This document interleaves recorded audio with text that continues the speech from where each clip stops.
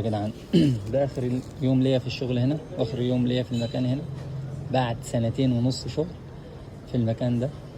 و المكان مش بتاعي، يعني انا شغال فيه بس ما كنت معتبره زي بتاعي. كنت شايل المكان على راسي يعني بمعنى صح. بس اتضح ان انا بعملش حاجه، يعني دي الكلمه اللي اتقالت. في حاجات كتيره حصلت يعني تخليني ان انا اسيب المكان يعني. فانا مش عايز اتكلم في تفاصيل، انا بس لحال الناس وربنا يكرم الناس ويكرمني بعيد عن الناس اللي زي كده. فالله المستعان يعني. فحبيت اصور اللحظة الأخيرة للمكان اللي انا عملته 1% مجهود مني، والباقي كله فضل من ربنا يعني عز وجل. بس الحمد لله الواحد بيسعى علشان يطور من نفسه ويطور.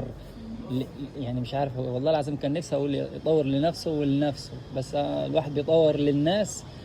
ومفيش شكرا في نهاية الخدمة، مفيش شكرا. نهاية الخدمة مفيش تقدير. طالما الإنسان شبع خلاص مش هيشوفك نهائي. واحد يقول لي أنت ماشي بسبب الماديات ومش الماديات. هو بسبب الاتنين يا صاحبي، الماديات وقلة التقدير. تمام. أنت يعني بتستثمر صحتك في إيه؟ ما أكيد الواحد لازم يستثمر صحته في الفلوس.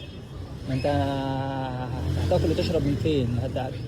فاللي هو حاجات كتيرة يا جدعان. أنا مش عايز أتكلم في تفاصيلها يعني. عامة كل اللي أنا عايز أقوله لكم إن أنا هروح القاهرة ان شاء الله كده. بعرض لكم المكان، بس اعرض لكم المكان اللي هشتغل فيه جديد واقول لكم العنوان.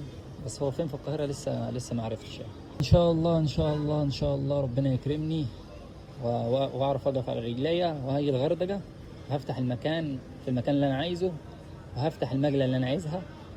وكله ده بدعمكم معايا وانتوا في ظهري، اقسم بالله يعني. باذن الله خير يعني.